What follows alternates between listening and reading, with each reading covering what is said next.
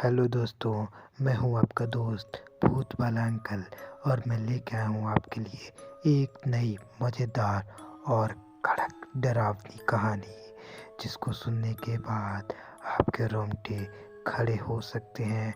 और मेरी आपसे गुजारिश है कि मेरे चैनल को सब्सक्राइब करें और वीडियो को लाइक ज़रूर करें। चलिए शुरू करते हैं अपनी कहानी। हमारे गांव के पास एक पुरानी हवेली थी। इस हवेली की घटना बहुत ही डरावने रूप में दर्शाई गई है। यहाँ पे बड़ी बड़ी पिक्चरों की शूटिंग होती थी। 3 से 4 साल पहले की बात है।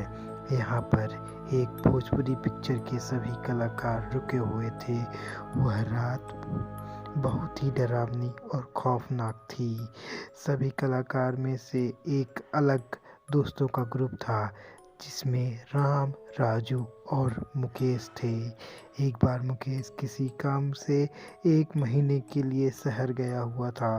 बाकी दोनों मित्रों ने कहा कि वो जल्द ही वापस आ जाएगा। मतलब बाकी दोनों मित्रों से उसने कहा कि वह जल्द ही वापस आ जाएगा। ठीक है। 1 महीने के बाद जब मुकेश फिर से हवेली में रहने लगा तब वह अपने मित्रों से कम बात करता था। यहाँ तक कि वह उनसे मिलता भी नहीं था और वो अपने काम को करने में बहुत कम रुचि दिखाता था।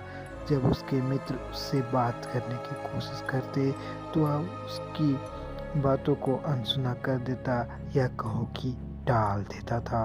वह दिन भर पता नहीं कहाँ चला जाता था और रात के 12 बजे सोने के लिए हवेली आता था।